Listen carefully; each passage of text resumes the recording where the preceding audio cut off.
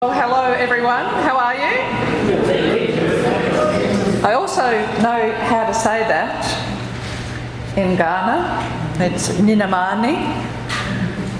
Hello, how are you? Happy Feast Festival 2018. I see a number of familiar faces, but some of you would not know me or have met me before. My name's Carolyn Hannaford, or CJ, and I am a proud intersex woman. I represent the big I in the LGBTIQ acronym. We're thin on the ground a lot, although we make up about 2% of the population, as common as people with red hair. And I used to be very quiet about it, but since I got dragged into joining the SARA board by Zoe, her fault, I'm not so invisible anymore. And I have met some wonderful people as a result of that and felt very included. And it's my absolute pleasure to be the Master of Ceremonies for this oration today. So on behalf of the South Australian Rainbow Advocacy Alliance Board, thank you for coming. It's our absolute pleasure to present the Ian Purcell Oration for 2018. There are some special guests to recognise, no more so than Stephen Leahy, Ian's husband, Holly Skane, Chair of the SARA board, and my fellow board members, and our very valued sponsors, ECH, COTA, Peter Hall Chartered Accountants. Is Peter here? No? Shine SA, thanks Holly, and the Parkstone Foundation. As a result of those sponsors, we're able to present this event as a free event during the Feast Festival, so thank you very much. Can't do it without you. I'd like to acknowledge that the land we meet on today is the traditional lands of the Kaurna people, and that we respect their spiritual relationship with their country. We also acknowledge the Kaurna people as the traditional custodians of the Adelaide region, and that their cultural and heritage beliefs are still as important to the living Kaurna people today. I'd also like to acknowledge our lesbian, gay, bisexual, transgender, intersex and queer elders past and present, and express our gratitude for the recognition and acceptance that we have today, and we acknowledge the battles that they've fought in the past and the prejudices that they've suffered in order for us to be here where we are today. A little bit of housekeeping. If there is an emergency, there is a security person outside who will tell you which direction to run in, and or hobble, crawl, and where to congregate. But we hope that won't happen. The toilets are located downstairs, out the door and downstairs, but there is a disabled facility hard left as you exit the door to this room. Of course, this is a no smoking venue, and if you haven't done so already, could you please turn your phones off or to silent? And I'm looking at you, Jenny, to make sure that in the hubbub that you have done that, because it often happens where the speaker is up here and there's the phone.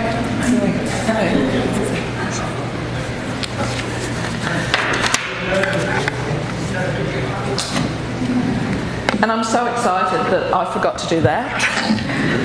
So second Guernsey for the sponsors, thank you very much. That's why we're here. And we're here for the second time to recall, remember and respect the memory of the late and great Ian Purcell. And I'm told he's also affectionately referred to as the godfather of the gay community. Sadly, I never met the man, but boy, I've heard a lot about him. And if you were at the Oration last year, you would have found out about the magnificent life of Ian. He certainly was a loved and cherished partner and friend, and a dedicated and respected mentor and advocate for our community. And I sincerely hope that his legacy will live long and prosper through this special event. This year, we're delighted to welcome on board a principal sponsor, Enabling Confidence at Home, or ECH as we know them. And their Chief Executive, David Panter, is here to say a few words to us. So David, what do I know about him? What his staff tell me, because I only met him tonight. 25 years experience as a Chief Executive in a variety of service delivery organisations, both here and in the UK, in the health and local government field. In 2015, he joined ECH as their Chief Executive. He's keenly aware of issues surrounding older people, and particularly those from marginalised communities. And he passionately champions for positive change, greater inclusion and fundamental human rights for these groups in our society. In 2017, ECH became the first and only South Australian ageing care services provider to achieve Rainbow Tick accreditation.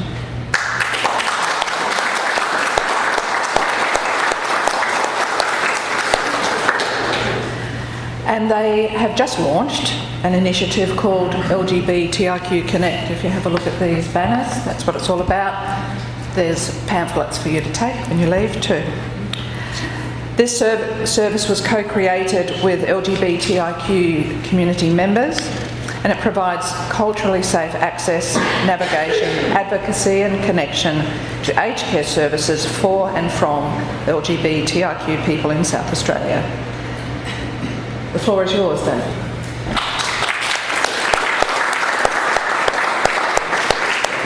Thanks very much, Carol, for the introduction. And yes, my staff wrote that. I'd like something very different. But it's a great pleasure for ECH to be the principal sponsor for the Ian Purcell Oration. We are very proud with our association with the community. And our LGBTI Connect service, and you've seen the slides, we've got a number of our connectors here this evening, Bill, Pam,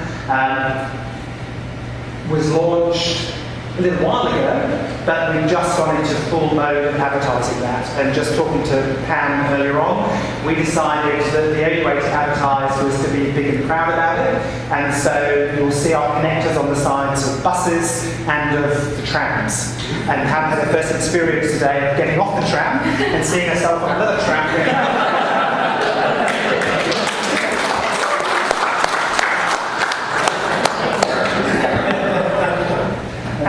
I do want to thank our connectors for the great work that they've done. It's not only a first service of its kind in Australia, but it's also one that has now won a national award. And last month it won an award awarded by the federal government for best practice and innovation in aged care services.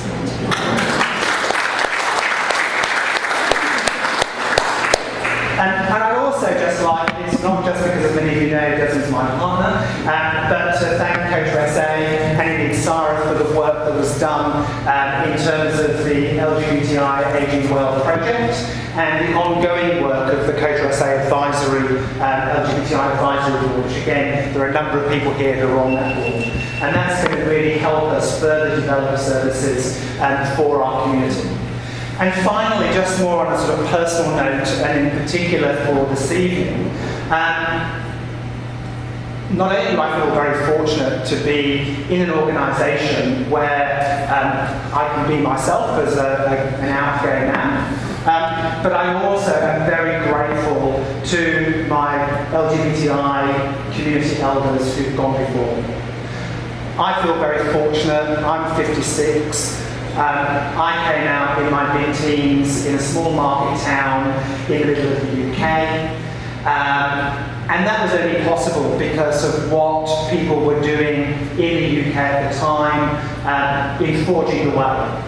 And I remember very perhaps naively, but very proudly going into the local newsagent to order a copy of Gay News. The national newspaper in my hometown, nobody did that. It was a special order had to be brought in.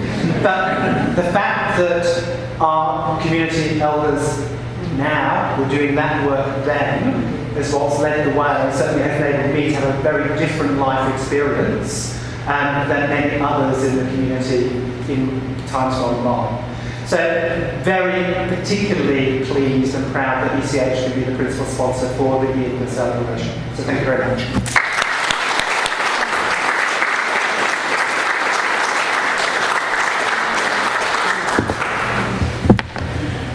Just as a little rider to that, I'm 66 years old, and I came out, if you like, when I was 64.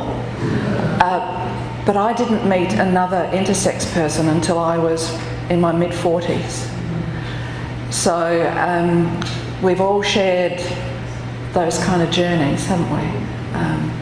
And it seems they don't change so much as you, can I say age, get older?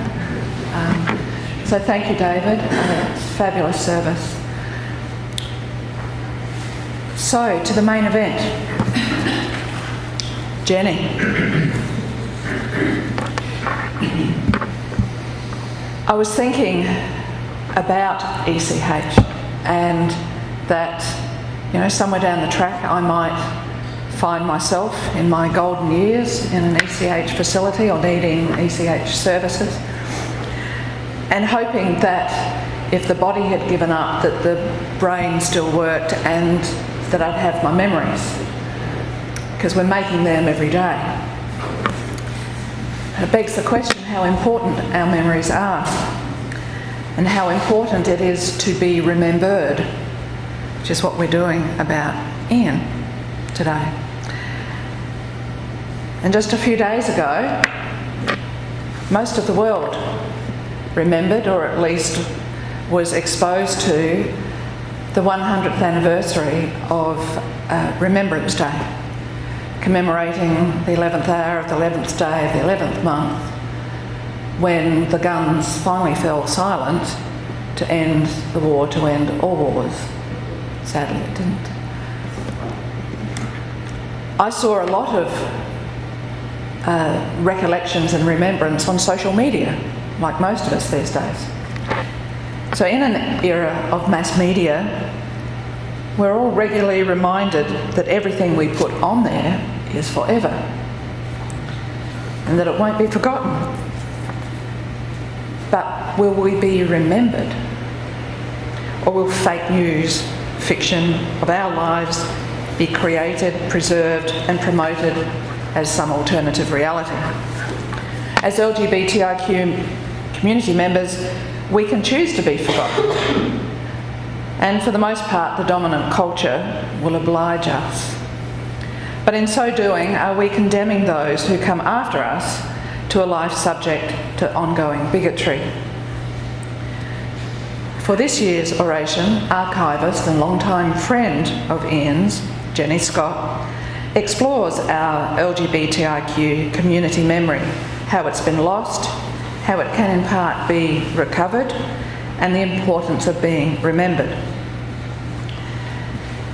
Jenny is another new friend of mine that I've made since coming out and getting involved in LGBTIQ activities.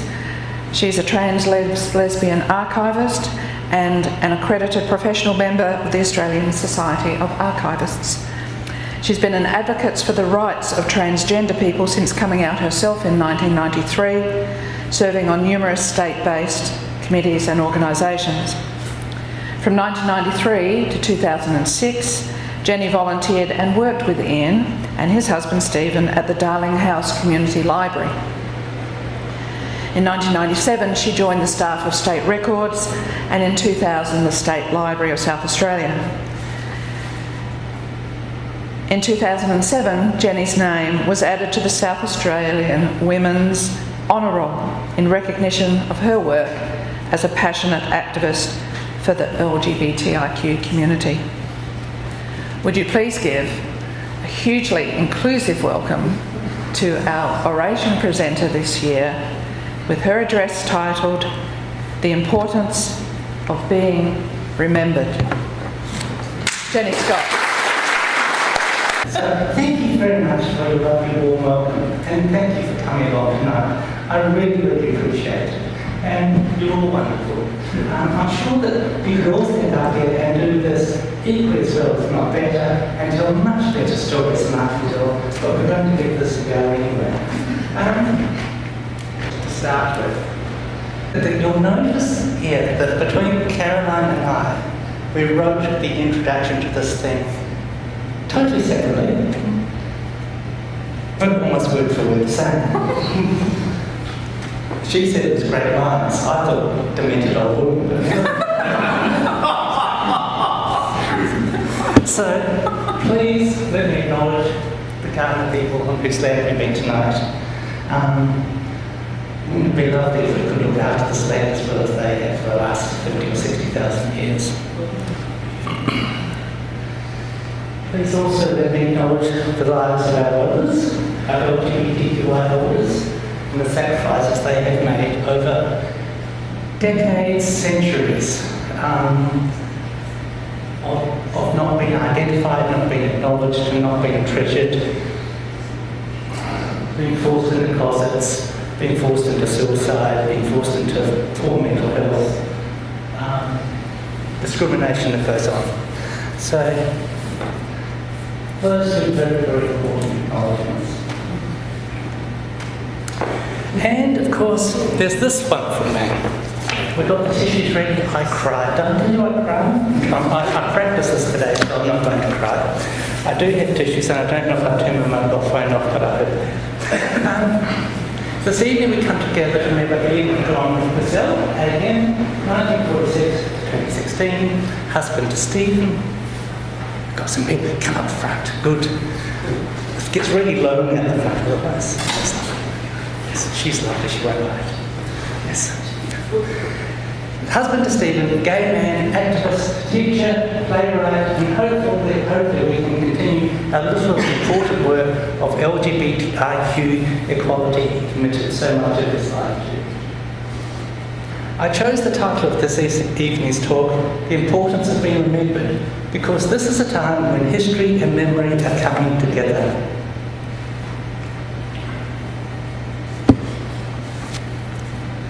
This is one of my snaps from Sunday.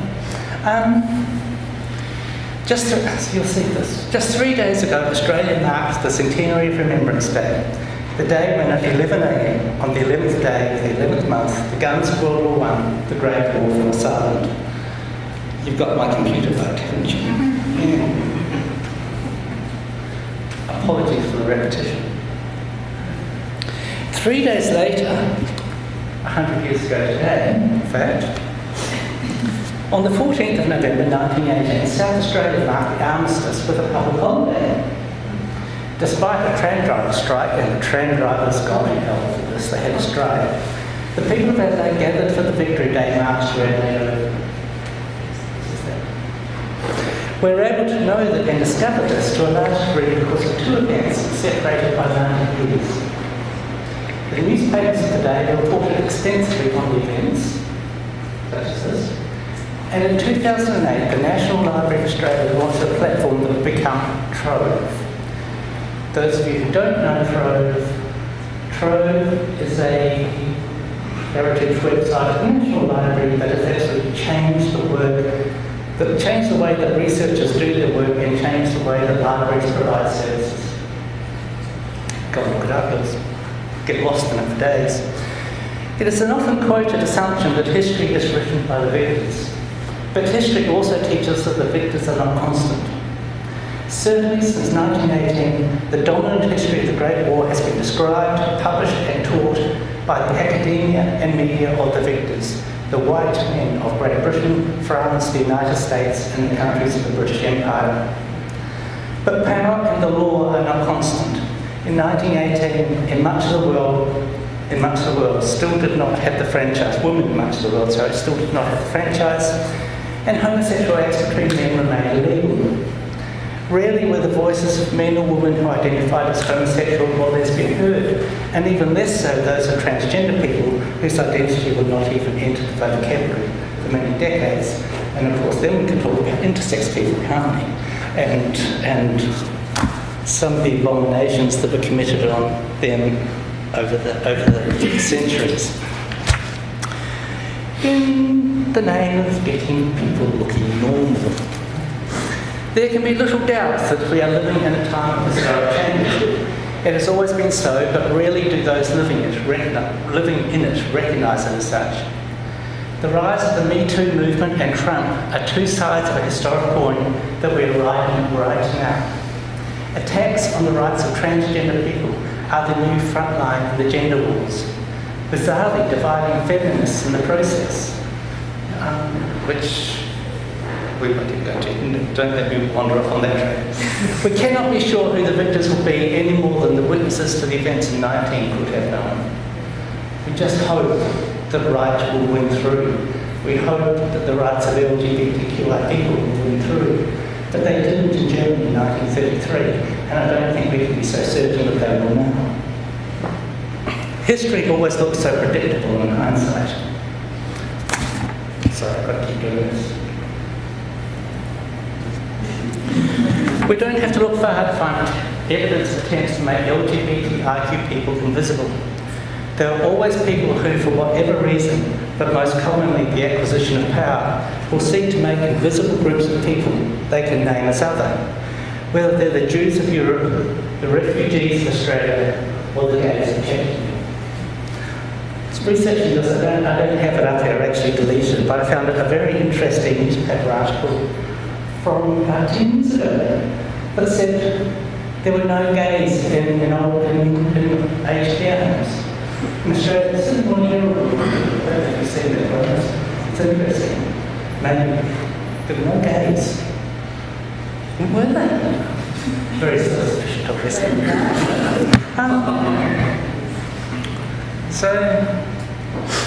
But despite the best efforts of others, hints to the presence of our LGBTIQ forebears have always been there, most often barely discernible amid the dominant discourse of history.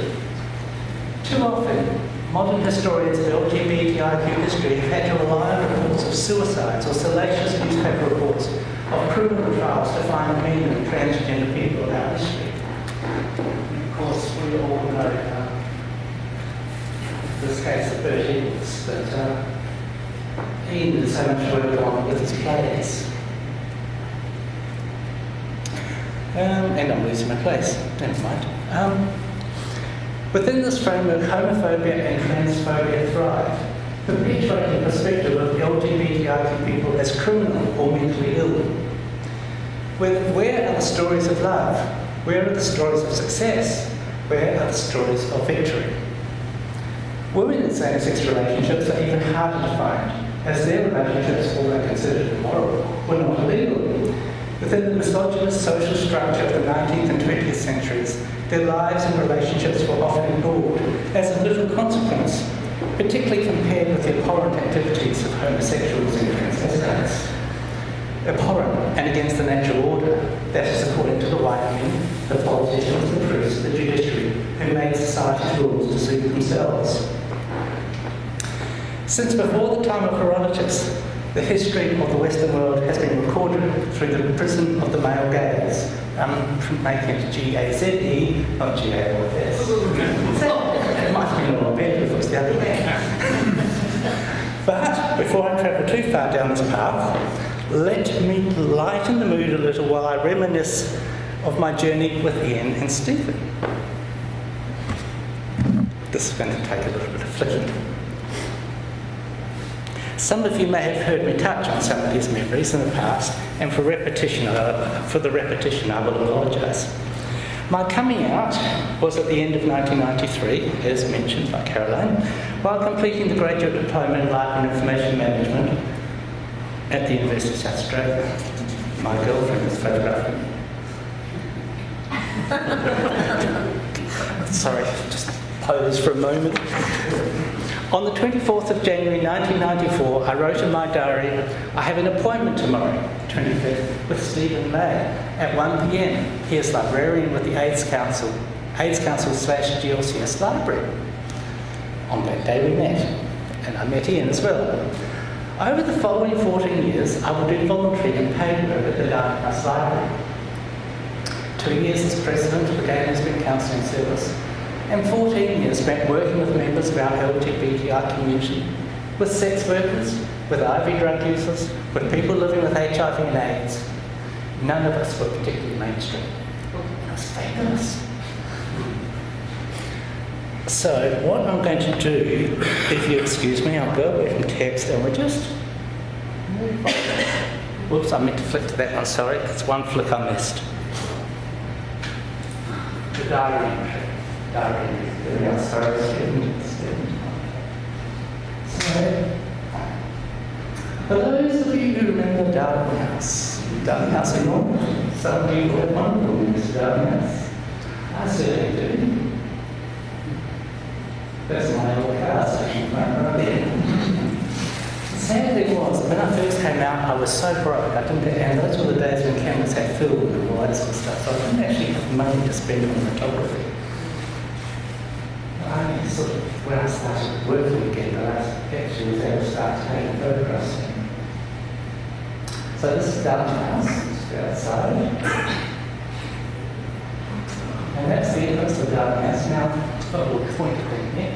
So there's the front door, that's that door, the outside.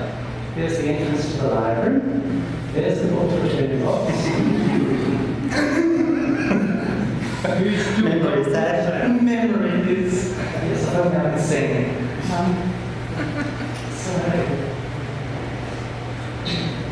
Let's look in the other direction.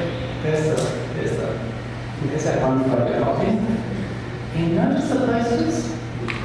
Darwin House was very big on posters. And we'll see later the library office.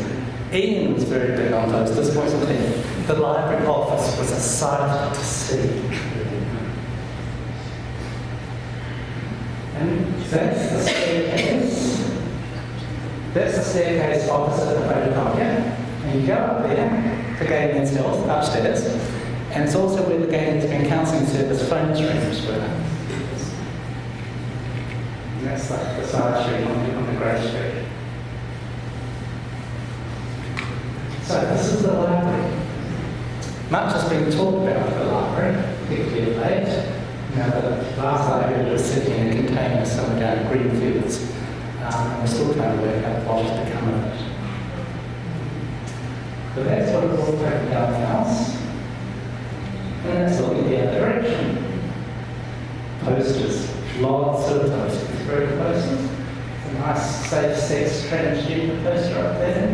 There's a wonderful poster. That poster there, one version, another copy of that poster, is in my display across in the Morlock building across the way here.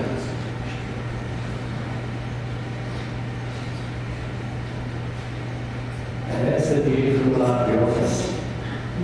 This is it mostly Ian's work? I suspect it was mostly Ian's work. It looks more like Ian's work than yours.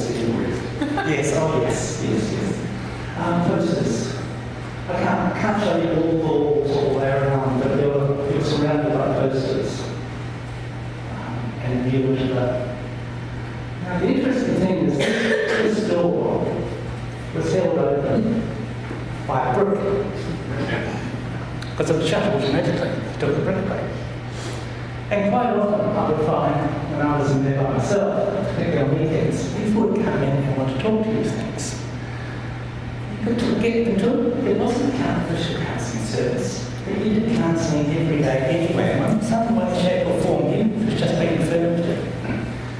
And I had people talking to me. I remember particularly one young man who I knew quite well at the time. I don't know when he's gone, but he was in a relationship with a same-sex relationship.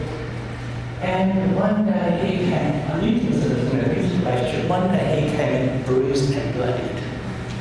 And I was saying, you've got to get away from this. He said, but I love him. You hear these stories, but also people talking about coming out as transgender and all sorts of things. And my term, also I still remember, is kick the brick. Kick the brick, the door shuts, and you can sit in there and talk privately about whatever. And it was a huge education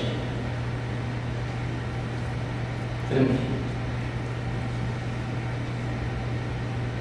So this is upstairs at the Gay Lesbian Counselling Service. Another big part of my life at the time. That's one of the volunteers of GLCS back in the 1990s. Those of you who are old enough to remember. This is one of the photographs. And that's the other one. And between the two, we had a hole. So that was the whole of GLCS basically. There was some storage in another room. So that's just a nice little walk down memory lane. Which way are we going? Oh yes. Who's that? Take photos of me. I'll plaster photos of you all over the wall. Yes. It's my darling. So thank you for that. Those 14 years and the wonderful friends I made, many of you are here tonight actually, don't you? You know, there's an awful lot of you here tonight that I met back then. Isn't that right, Jay? Yes. Gave me a hugely valuable education, one that I remain grateful for on a daily basis. It started me on a career that I could barely imagine in 1993 and introduced me to my great love, Anthea, who I met for the first time at Darling House. The experience gained at Darling House with the AIDS Council, with the Gay and Lesbian Counselling Service and with Ian and Stephen enabled me to return to full-time employment in the public service in 1997. Basically, 3 monthly contracts were starting to get hard to live on. We all know about funding problems in these sort of social services organisations. I won a position as an archivist for State Records, working for 3 years under State Archivist Jude Edwards, before transferring here to the State Library in 2000 as curator of the Victoria Collection. A little story, maybe a little story. Yes, so I was working in the Darling House Library and applying for jobs because we needed the money. And I was never actually putting in my applications all my experience with the LGBTIQ community. And I went back there and I said, I'm feeling like I'm applying for jobs with one arm tied behind me. Because, being president of GLCS, you're reporting to the Department of Health, you're reporting on the budget, you're managing 20 to 30 volunteers, you're contracted to provide a service, and basically that bucks the president. So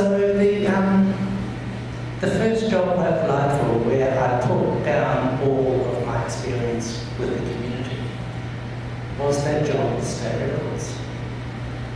And I said to June Edwards, I've said to June Edwards on many occasions, thank you very much. And she kept saying to me, but you were the best candidate for the job. And I would say to June, you're transgender, that's not enough.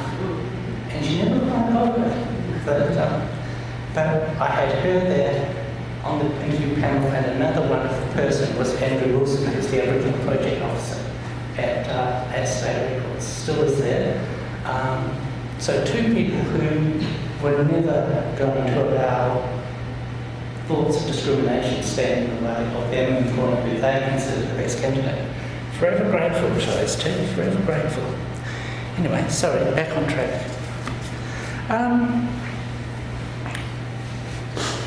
Yes, so this is where I return to my subject, the importance of being remembered. If the microphone moves away, you better sort of tell me if it gets too quiet, sort of stand in the back and yell. Good. Shortly after my arrival here at the State Library, 2 items attracted my attention. One, a single photograph.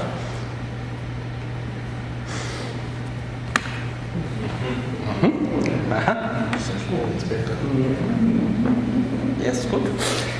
Can you see that from there? Okay, so one a single photograph and the other a photograph album. Both dated between the wars, that is the 21 years between World War I and World War II.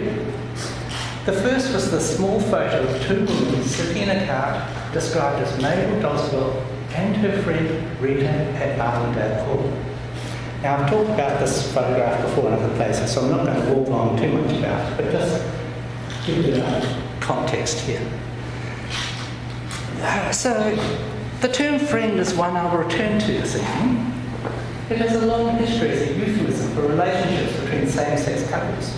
And because of this, wherever I find it, it piques my interest.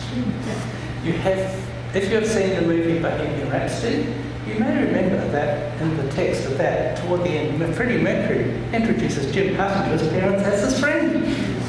There you go. The etymology of the word is surely worthy of a thesis. Somebody has to do it. I had to explore this photo with Mabel and Rita further. There was so much to discover. Martindale Hall in the Clare Valley has a special place in South Australian history, being the home of the pastoralist and benefactor Mortlock family, after whom the Mortlock wing of the State Library is named. Just the big building out the windows that direction. So, this photo led me to loose pages of a photo album also in collection. Pages that confirm the close association of the Mortlock family with Dean Mabel Doswell, and Mabel Doswell's close association with Miss Rita Kennedy. What is the good training is this wasn't a complete album. These are pages removed for whatever reason. Don't know. They're separated pages. The whole album isn't there.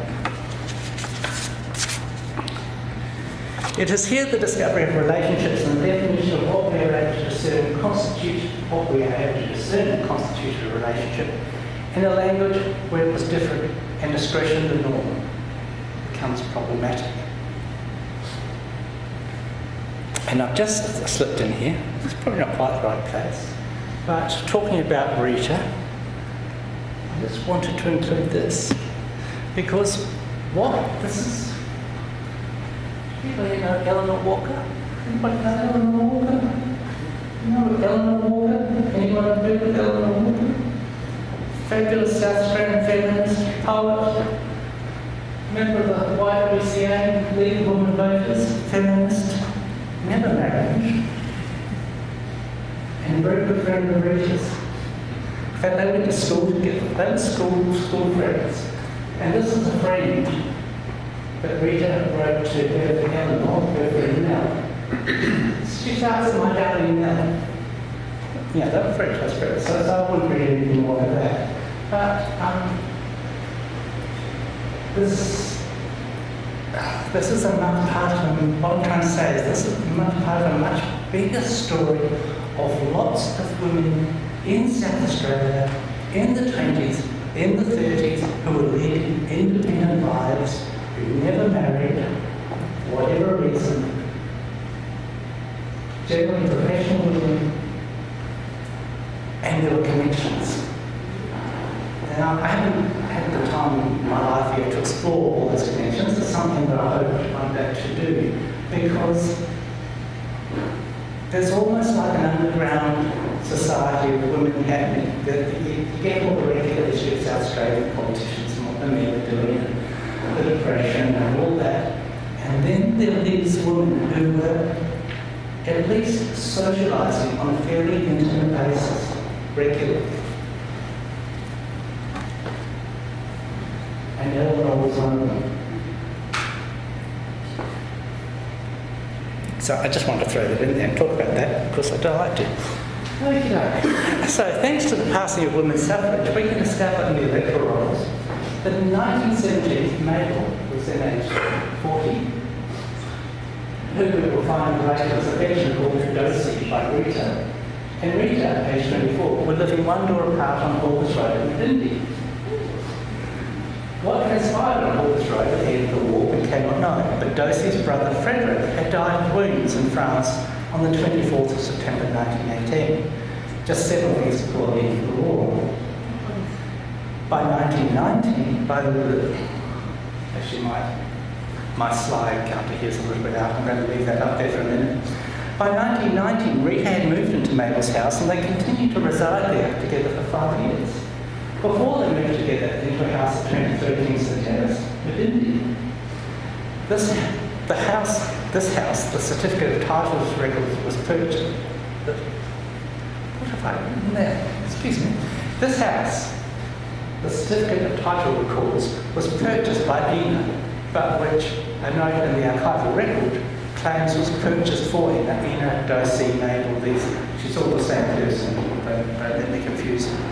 Was purchased for her by the Morlock family in order to provide a place for Frederick Ransom Morlock, the unmarried son of William Tennant Morlock, Rosina Forsyth Tennant, to stay when he was in Italy.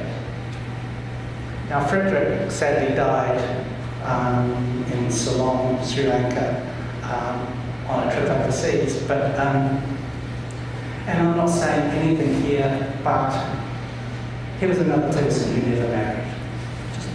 He was a man of considerable, come to considerable fortune and wealth. But he died relatively young while overseas. So let me just, that's the title of the house, or Medina purchased the house. And these are the addresses of the two houses. So this is where they were from 1916 to 24, and then moved out from 1925 and 1939. Very nice address. Very nice neighbourhood. According to the electoral rolls, Ina and Rita continued to live together at 23 Kingston Terrace for 14 years, when in 1939 Rita moved to Victoria. And there's another whole story about that too. I don't know if it's a breakup or not, but there was another woman, I suspect, but I don't have any proof of a relationship. So I say here, neither Dosey or Rita ever married, and I have not been able to find any evidence of either woman having an intimate relationship with anyone else, except there was somebody else. Maybe they'll have to come to a later paper at some later stage. Dosey died in 1961 and Rita in Victoria in 1973. They are both buried in the North Road Cemetery at Nailsworth. Not together, but not far apart either, because she's dead. And yes, the house still exists. That's their house. But they lived in for so many years. The other thing about doing research like this is you've got to go around the suburbs and find out what's lovely thing about it is these houses still exist. And you can stand there and, no, I won't, I'm jumping ahead of myself. Now, there's much more to the story, and their lives continue to intrigue me. But of equal interest to me is the response that I received after I told the story at a History Trust talking history lecture in 2016. Because there's a much longer version of that thing that goes for at least an hour. Two women, 60s, white, probably heterosexual, came up to me separately to propose a number of alternatives to a relationship with Ina and Rita, such as could they have been cousins? Things like that. I suspect they saw a relationship in the context of sexual relationship, and in truth at the time that was likely what I was seeking as well. But in those years since then, I often thought, what were they imagining? What was I imagining? I've questioned myself about this a lot. I have no documentary evidence that confirms a sexual or romantic relationship. But their remarks 2 years ago have left me contemplating the question, what do we mean when we say relationship? What is a relationship? What is an intimate relationship? What is a romantic relationship? And what is a lesbian relationship? I suggest that most of the heterosexual community and the LGBTIQ community define romantic or intimate by sexuality. Even we define our difference by our sexuality. But when looking for intimate romantic relationships between women, are we too often being limited by heteronormative concepts? Even when I say sex, what is that? Question? What is that? Language, definitions and meaning over time are so very important when interrogating the archival record. As I have been looking for relationships between women prior to the Marriage and Definition of Religious Freedoms Act 2017, that commenced on the 9th of December 2017, and we all remember it very well, I set aside the definition of a relationship within marriage and went looking for official definitions of de facto relationships. Now, this is where the slides going to get really boring. You thought they were boring, no, hit the slide. So if you feel the need to doze off, go to the toilet, this might be the time. You're getting words from our federal government. Department of Human Services website. If you have a partner, we generally consider you a member of a couple. Under Social Security and Family Assistance Law, we consider you a member of a couple if you are either married, in a registered relationship, or in a de facto relationship. What's a de facto relationship, we ask?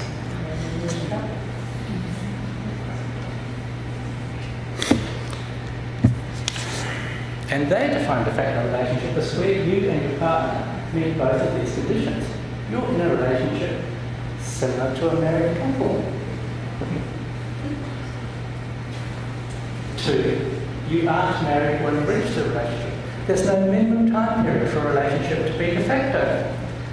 So similar to a married couple. What the hell is that?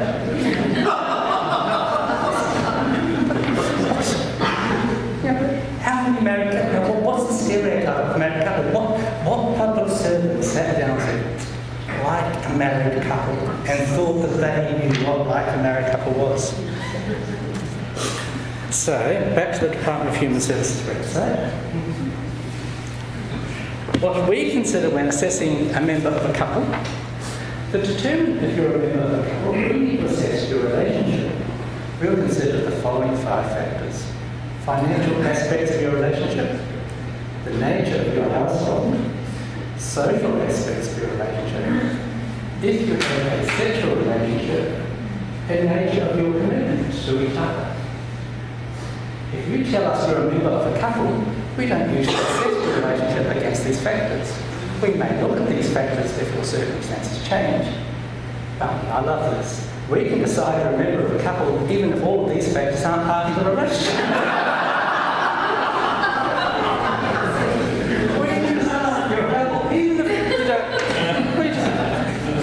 I'm sorry. Yes, I thought that was lovely. Yes.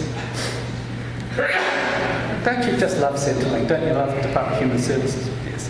So I hark back to Dosey and Rita and how they wanted their time. Discovering the financial aspects of the relationship is virtually impossible.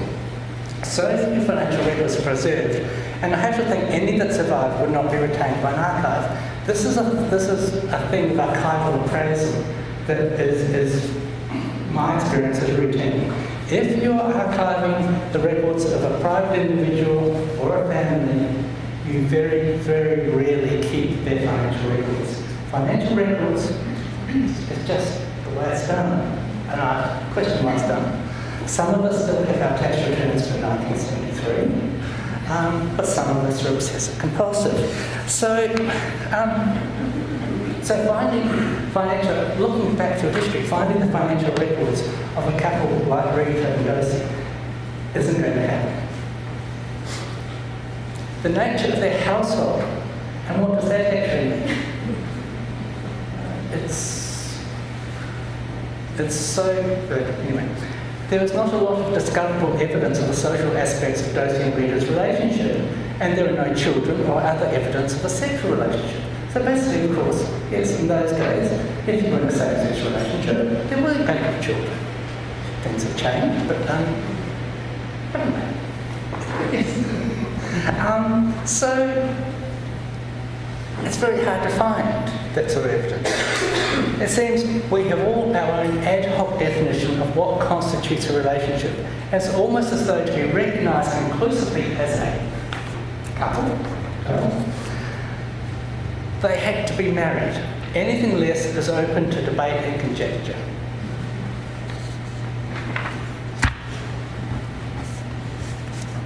Just checking the page numbers there. That's right. As for Dozy and Rita, all we know. This is the thing I talk about a lot when I'm talking to people about family history and things like that. It's start with what you know, because there's so much out there that's people say they know, but they don't know. They don't know they know. They just think they know. And if you question them closely, they don't know they know it all. So as for Dozy and Rita, all we know is that they lived together under the same roof, including moving house together for 20 years. There is no evidence of another relationship. We know they were guests of Racine and Morlock at Martindale Hall, and recorded in Rita's small notebook is this notation. And this is possibly the most important part. Dozy went to Martindale 52 years ago on 28/6/54, so it would have been 1902. And then this other note, it looks clearly to me like the same handwriting. It's a different pen, so probably written at a different time. But if you look at the structure of the lettering, I would say she wrote that at the same time. This is just a little notebook that's got, it's that big, like that big.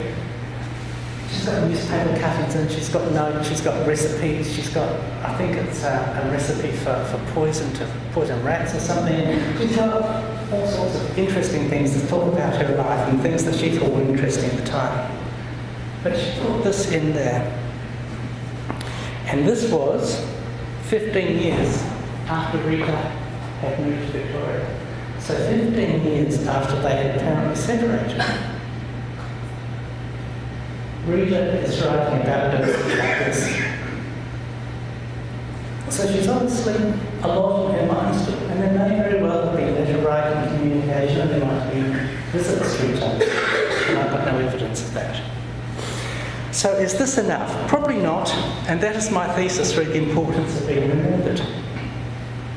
Without marriage, can we assume any two people are more than friends? Going by the Department of Human Services definition of a de facto couple, would they consider them a couple? I'm checking my time. All right, good.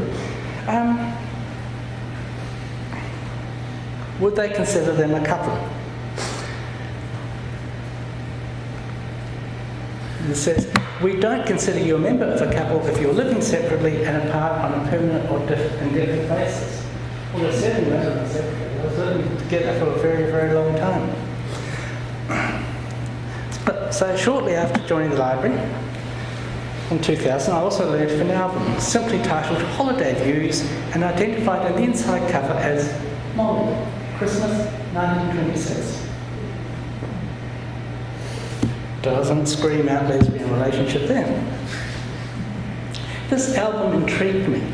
Perhaps it was radar or something else, but there was something intimate about the numerous photographs of young women. Don't get me wrong, there are numerous photographs of young men as well, and even photographs of young women with young men. But there was something about viewing with a queer eye that perhaps a straight eye wouldn't pick up.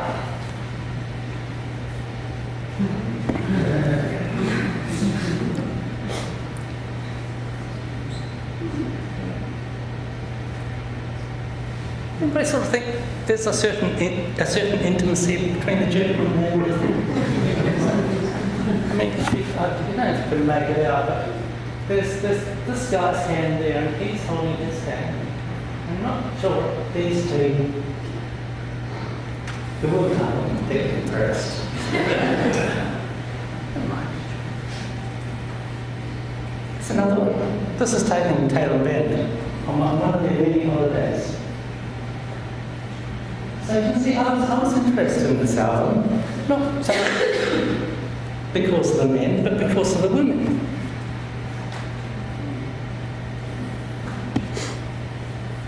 Let me show.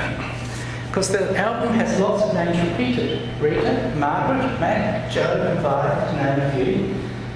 And yes, there are a lot of holiday views. Holidays at Port Noarlunga and Mount Gambier, at Manning, at Kangaroo Island, the golf cruise on the newly commissioned Cathay Venture Company's MV Winter. And we just show you a few of these. So you'll see here there's Joe and Vi and Margaret at the beach. And Joe, Vi, and I, the courts of Victor, they played politics, so they tents for our tents. Vi, Mark, and I at Kings Park.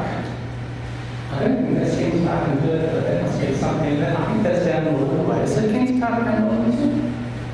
It might be then, but this is now. But Margaret, Joe, Vi, Frank, Jess, and I at full time. I can't go read from that. Yes. So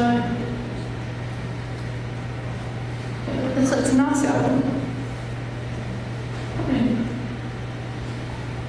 Aeroplanes. I had to include an aeroplane, sorry. Before I hark on to that, I moved to South and Port Adelaide every Saturday and for the price of £6 visits Port Lincoln, Perry, Augusta and Hughes before returning the following Friday. So doing a little bit of research, I found out you could buy a new Ford motor at the time for £218. So £1 a day for a 6-day voyage was good value around the Gulf of South Australia. However, Molly's album proved to be an enigma. Despite lots of clues and my best efforts, I failed to find the identities of relationships of Molly and her friends. Not even the provenance of the album offered a clue. It had been purchased in a second-hand shop and donated to the library. I think this slide was actually something I added at the last minute. Because, go back. This is an aeroplane ride down the Victor Harbour with Captain Miller.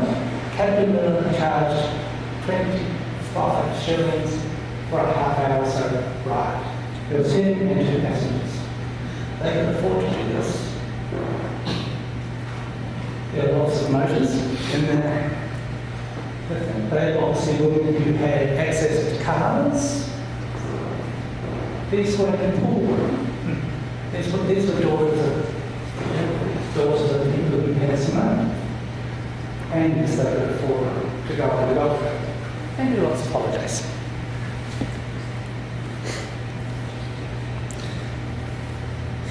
So, moving right along. Another page of the album.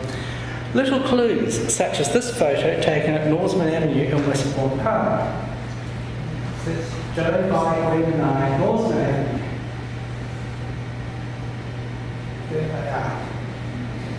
Another part of what I was saying before about archival research, sometimes, travelling around the suburbs, just trying to suss things out. Little clues such as this photo taken at Norseman Avenue in Westbourne Park led nowhere. I found the house where the photo was taken. I stared at this patch of ground in the vain hope the blades of grass would give up the identities of Joe, Vi, Claire and Molly. Yes, I'm not long at all, but no, I'm sorry. That wonderful thing is, whoops, go back. That is still there. That's how I say I try to identify what sort of house was, and of course all that back there is all the apartment, it's all houses. But that little piece of architecture.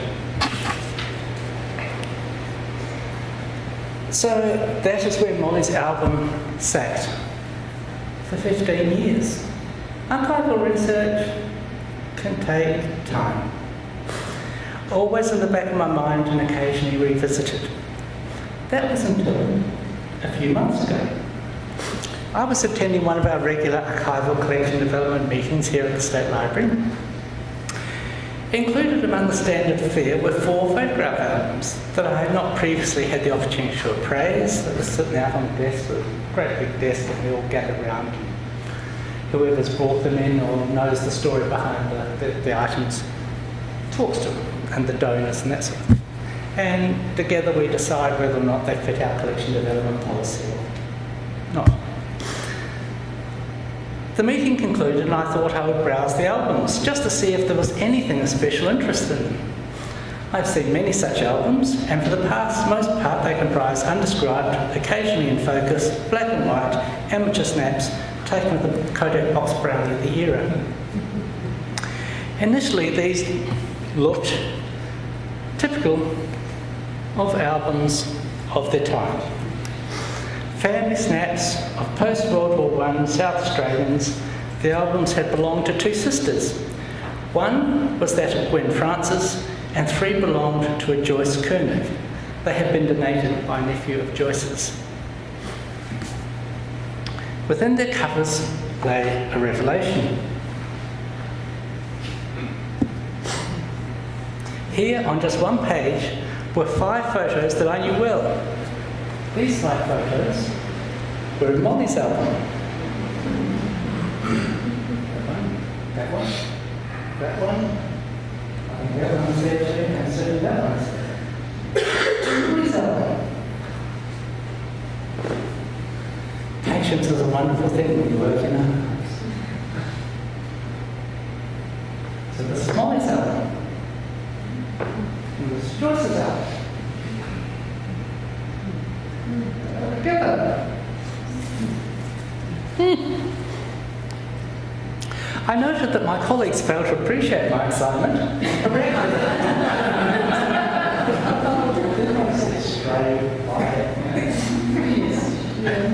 They're not here tonight, I can say that a reaction that disappointed me, but demonstrated to me the importance of having a minority representation in archives. Can a white person always see the significance in a record that a black person would, or a straight person versus a queer person, etc.? In a profession dominated by white, straight, able-bodied archivists, communities should be provided with the opportunity to participate in the process. Thus, archives of community significance are rejected or worse, destroyed. Significance can be very subtle.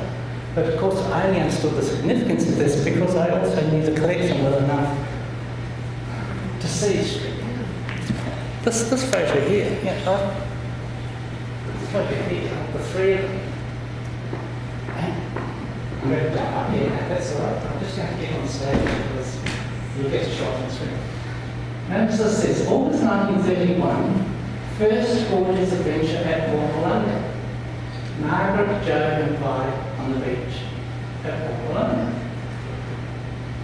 Joe. What's Joe short for?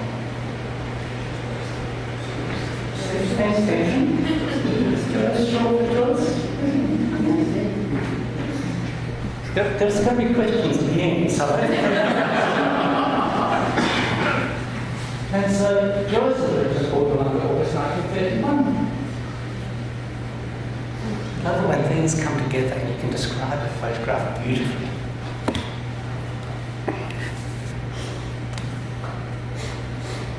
So, once we had these albums, their provenance quickly provided answers to many of my questions about Molly's album. Joe was Joyce, Joyce Koenig, and Vi was Violet, Violet LeCornu.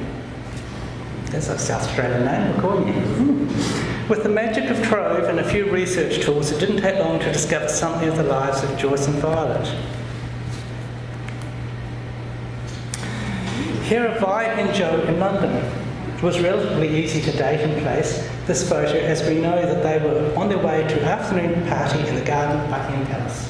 24th of July 1957. The lovely thing is that also Joe kept documentation in her photo album. Keep your documentation. Describe your photographs. Name people in your photographs. They're important. So, also Joe kept newspaper clippings in her albums, one from the Advertiser, dated 27th of March 1957, before she and Vi left, and she says at the bottom here, Miss Koenig will travel with Miss Violet they will be away for 9 months and plan to tour England, the continent and Canada. They will be aboard their Rothsay and Vancouver for the return journey. The holiday together was nice. And then when they got back home, there was this story because Joyce worked for the South Australian Tourism Bureau. Because Joyce had a big part in Robbery Under Arms, she was a guest at Palmer Studios. And she says here, my friend and I were invited to Palmer Studios to watch the film and got us up shots. My friend, there's that word friend again, it keeps popping out and all these things. My friend and I.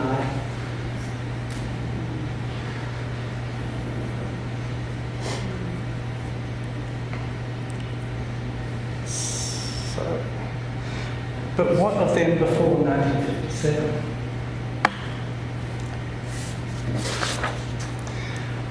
Violet was born on the 30th of August 1906, and Joyce was born at Gilberton, actually, Violet was born, and Joyce was born 11 weeks later at Wollonga on the 16th of November 1906. So next Friday is her 112th birthday. In correspondence with Joyce's nephew and donor of the albums, replying to my questions, he confirmed that, quote, "I cannot enlighten you greatly except to verify that Jo would be Joyce and that Vi would be Violet McCornew. Joyce and Vi were lifetime inseparable friends, never married." Relatives often speak in generalisations that I can only assume are meant to inform without being explicit. Most of us remember when descendants denied having convict ancestors because of social mores, and when first Australians denied their heritage because of discrimination. I wonder if straight people embracing their LGBTIQ ancestors won't be the next hurdle toward acceptance of difference. Trove confirmed the details of Jo and Vi's many travels together. There again. So this one is 1932. Miss Joyce Kerr and Miss Violet McCornew returned on Monday from holiday in Victoria. They stayed at the Walton Chalet, Warburton. 1935, Miss Joyce Kerr and Miss Violet McCornew Monday returned from a holiday spent at Cowes, Phillip Island and Melbourne. 1936, Mrs. Joyce Kerr recorded the Corner of West Annandale returned on Wednesday for 3 weeks holiday spent at Marysville, Victoria, and Melbourne. They regularly holiday together. Isn't that lovely?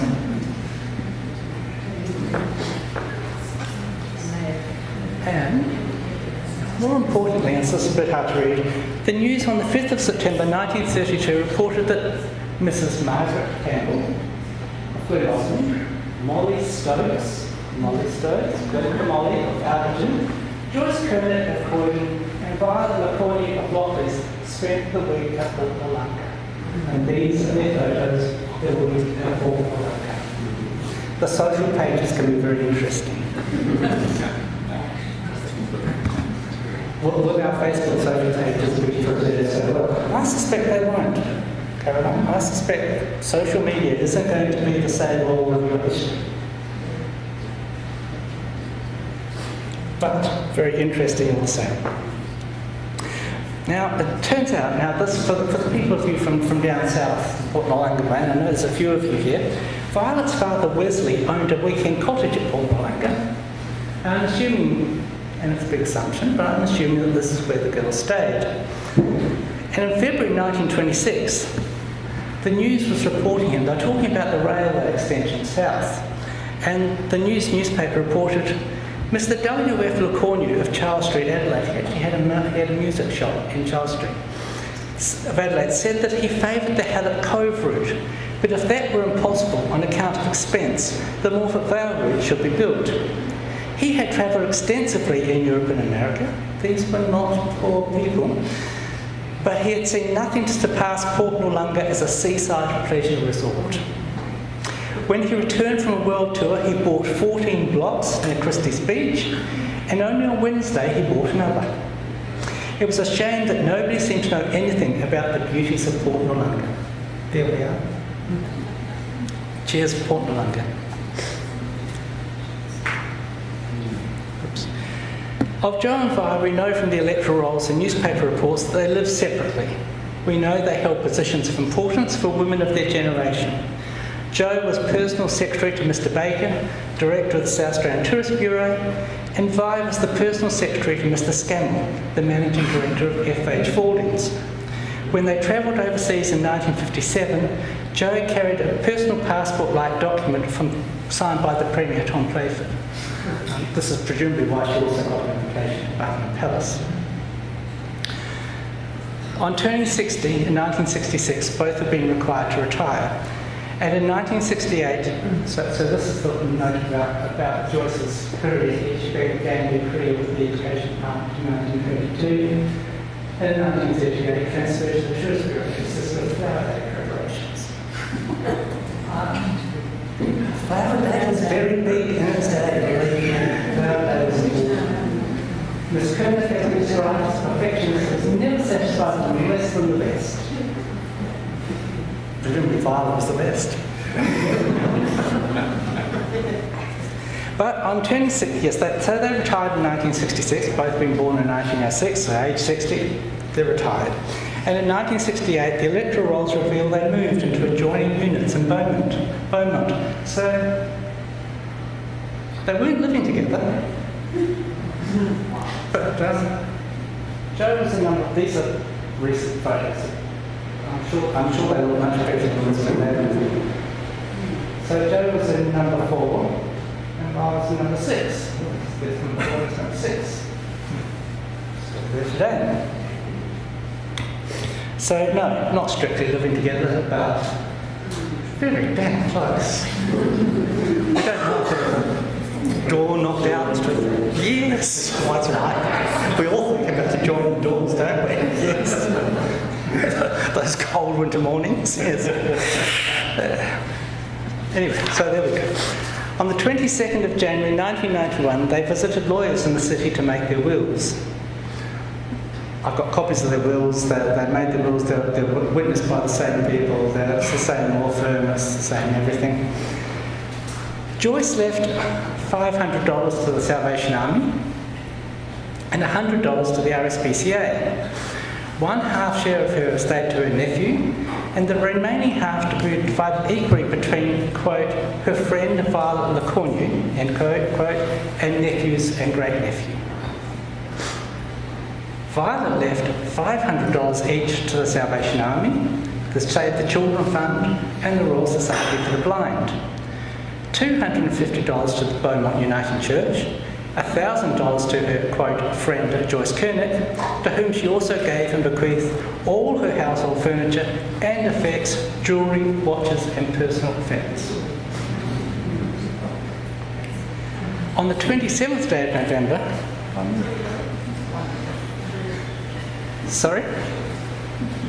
I'm convinced you can. I'm convinced now. That's the real one.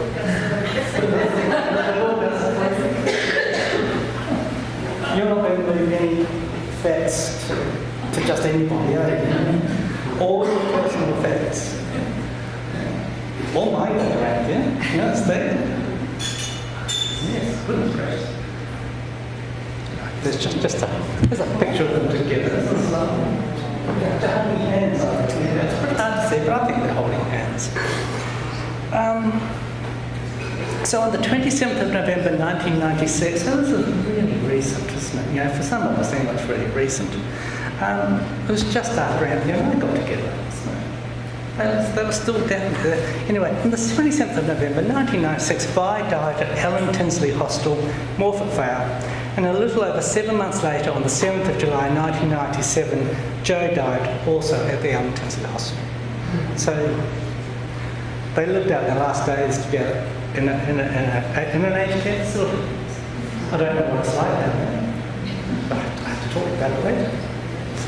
Did they know that they had lesbians back in the 1990s? The question is, did Joe and I call themselves lesbians? We don't know that. We don't have anything to document this.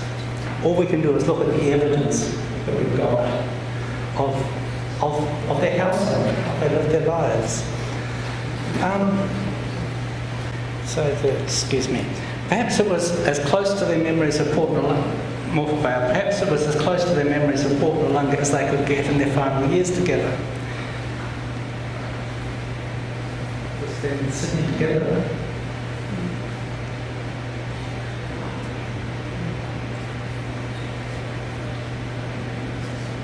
So anyway, it is sad that when Vi died, none of her family thought to mention Joe in the death notes. But when Joe died, and remember it's Joyce's family that donated the albums, and it's Joyce's nephew that talked to me about their relation, well, mentioned in the email. They were lifetime friends of my father. Another clue? Just pity the other mob couldn't do it, isn't it? In the discoverable record of Dosie and Rita, Jo and Vi, we have insight into the lives of 4 Adelaide women. Women who lived independently, who never married, who never had children. The exact nature of their relationships we cannot know. And perhaps, it is that enigma, and perhaps the misguided belief of relatives that their relationship should not be acknowledged, that gives conservative and fundamentalist opponents of LGBTIQ rights the vehicle to deny our existence. I'm constantly frustrated by the opponents of programs such as Safe Schools who make claims about gender whisperers and gay agendas, etc. I say to anyone who will listen that I was a trans child in 1958, that, despite the protestations of the religious fundamentalists, being trans is not new. We have always been there, made invisible by fear and discrimination, as have intersex people did. Why did they oppose marriage equality so vehemently?